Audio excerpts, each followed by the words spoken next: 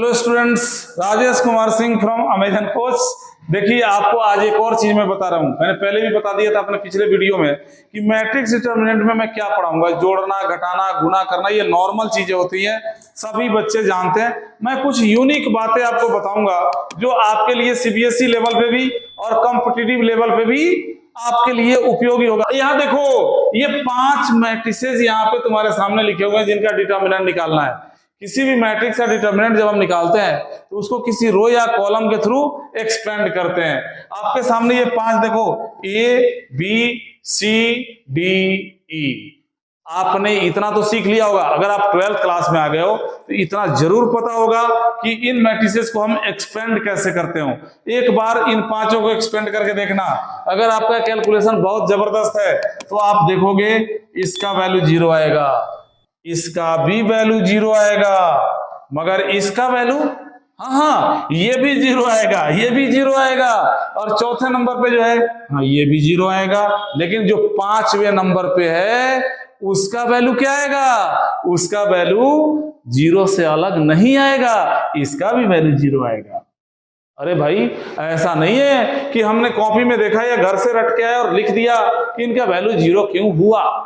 अरे ये आपको जानना चाहिए, इन सब चीजों को जानना चाहिए। इन सब चीजों को जब जानोगे तो ऑब्जेक्टिव टाइप के जो क्वेश्चंस होते हैं उनको कैप्चर करने में आपको दिक्कत नहीं होगी। आइए बताते हैं कि इन 5 के वैल्यू 0 क्यों हो गए। इसलिए मैंने इसका हेडिंग क्या डाला है? Determinant of a matrix will be 0 when. कब, क्यों, कैसे, यही चीज आपको सीखना है। तो देखिए, सबसे पहला ये ए नंबर में आप देख रहे हैं, आपको दिख रहा होगा कि इसके फर्स्ट रो के सारे एलिमेंट क्या है? 0। तो बेटा ये याद रखिए कि किसी भी डिटरमिनेंट के किसी एक रो या किसी एक कॉलम के सारे एलिमेंट अगर 0 हो तो उनका वैल्यू क्या होगा? 0 होगा। क्योंकि अगर आप इसको रो से एक्सपेंड करोगे तो 0 into something, 0 into something, 0 into something, value क्या आएगा? 0 आएगा। तो पहला रीजन क्या मिलेगा? पहला रीजन आपको मिल गया कि कोई एक कंप्लीट रो या कंप्लीट कॉलम 0 हो तो उस डिटरमिनेंट का वैल्यू क्या होता है? 0 होता है। इसमें तो कुछ खास नहीं है। यहां देखो, दिमाग लगाओ, सोचो कि इसका क्यों 0 हो गया? इसका कोई रो या कॉलम तो 0 नहीं है ना। बताओ कैसे 0 हो गया? सोचो, ध्यान लगाओ। सोचा? आया कुछ दिमाग में आशुतोष? नहीं आया दिमाग में, सिर खुजला रहे हो। देखो इसमें हमने क्या किया, ये कैसे बनाया? तो फर्स्ट रो को लिख दिया, जो मन में आया वो लिख दिया। सेकेंड रो को लिख दिया, जो मन में आया वही लिख दिया। थर्ड रो को लिखने के दौरान हमने क्या किया? फर्स्ट और सेकेंड रो को आपस में जोड़ दिया। 2 और 7 9, -3 और 13 10, -4 और -9 क्या हो गया? माइनस का 13। तो बेटा इस टाइप से जो भी आप मैट्रिसेस बनाओगे उनका डिटरमिनेंट 0 ही होगा। जरूरी नहीं है कि फर्स्ट और सेकंड रो, कोई भी 2 रो या कोई भी 2 कॉलम अपने हिसाब से लिख दो। जो रेस्ट रो या कॉलम बच गया, जो आपने लिखा है रो और कॉलम, उसको जोड़ के या घटा के लिख दो, उसका वैल्यू 100% 0 होगा। यानी इसका लॉजिक ये रहा। लॉजिक हमने यहां रो में शो किया, यहां कॉलम में लॉजिक दे रहा हूं। एक कॉलम लिख दिया, दूसरा कॉलम भी लिख दिया, फर्स्ट और लास्ट कॉलम लिख दिया। जो सेकंड कॉलम है उसमें हमने क्या किया? इन दोनों को जोड़ के या घटा के लिख दिया। a plus minus P, B plus minus Q, C plus minus R. आप इसको एक्सपेंड करोगे, इसका वैल्यू क्या आएगा? 0 आएगा। थर्ड नंबर पे देखिए, इस डिटरमिनेंट का वैल्यू 0 कैसे है? इस मैट्रिक्स का डिटरमिनेंट 0 कैसे आया? दिमाग लगाओ, बताओ कि ऐसा 0 क्यों हुआ। ध्यान से देखो, दिख रहा है कहीं पे लॉजिक? कोई नहीं दिख रहा है? अरे ध्यान से देखो भाई, ये देखो, फर्स्ट कॉलम को देखो और लास्ट कॉलम को देखो, क्या कोई रिलेशन नहीं दिख रहा है? 5 -3 2, -15 9 -6। अरे कुछ तो रिलेशन है, अभी भी नहीं दिखा। हे भगवान, अरे क्यों नहीं दिखा भाई? ये फर्स्ट रो और first column and last column, ये दोनों प्रोपोर्शनल है। अगर इतना अपॉन इतना करोगे क्या आएगा?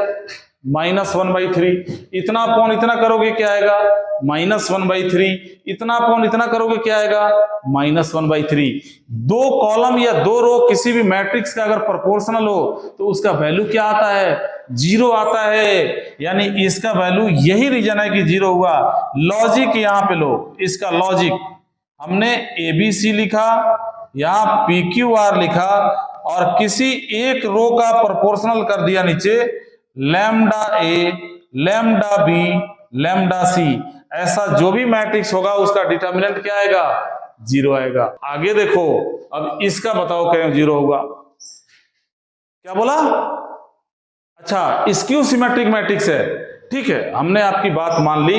एक बात बताओ, यहां ध्यान दो, ये देखो 0 4 -4 0, क्या ये स्क्यू सिमेट्रिक मैट्रिक्स नहीं है? पहचानो, स्क्यू सिमेट्रिक मैट्रिक्स की पहचान क्या होती है, डायगोनल 0 होगा, फर्स्ट रो का नेगेटिव फर्स्ट कॉलम होगा और लास्ट रो का नेगेटिव लास्ट कॉलम होगा। एकदम सारी कंडीशन को सेटिस्फाई कर रहा है।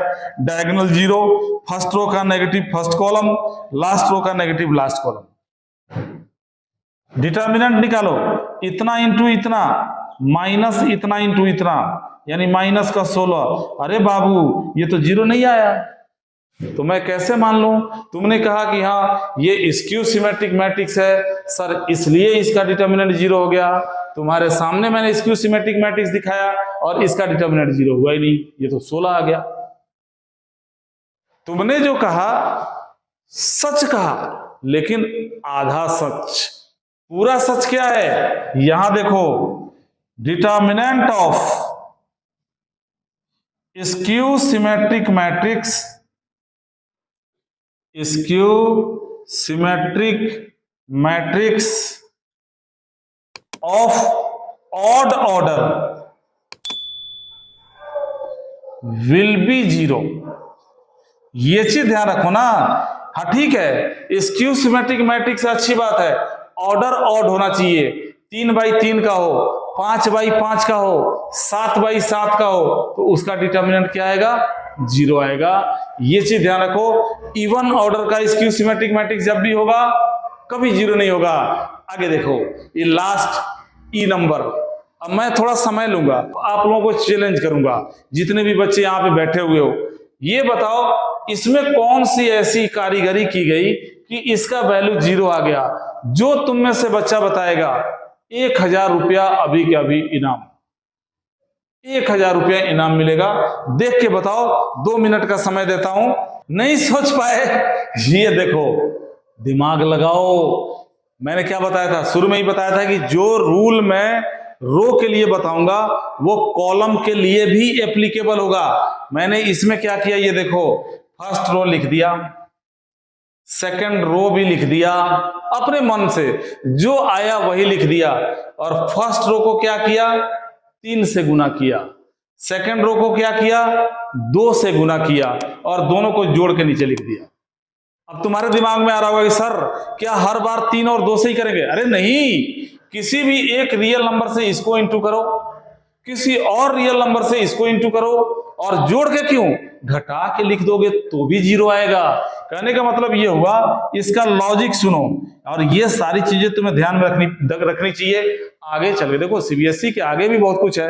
आगे चल के जब कॉम्पिटिटिव एग्जाम्स की तैयारी करोगे, वहां पे ये सारी चीजें तुम्हें बहुत काम आएंगी। अगर तुम वेक्टर पढ़ते हो, वेक्टर में स्केलर ट्रिपल प्रोडक्ट पढ़ते हो, स्केलर ट्रिपल प्रोडक्ट की 90% प्रॉपर्टीज इसी के बेस पे बनाई गई हैं। जब मैं वेक्टर आपको पढ़ाऊंगा तो बताऊंगा कि बेटा ये जो चीज मैंने बताया था ये तुम्हारे लिए कारगर क्यों है।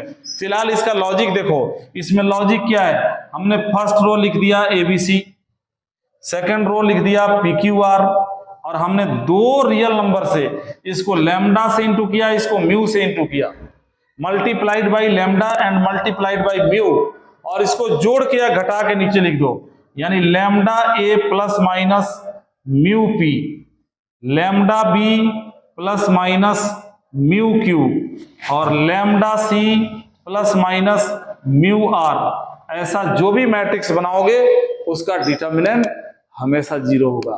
तो मैं अब भी दोबारा रिपीट कर रहा हूं कि मैट्रिक्स डिटर्मिनेंट में आप लोगों को मैं जोड़ना, घटाना, गुना करना और मैट्रिक्स मेथड ये सब चीजें नहीं पढ़ाऊंगा।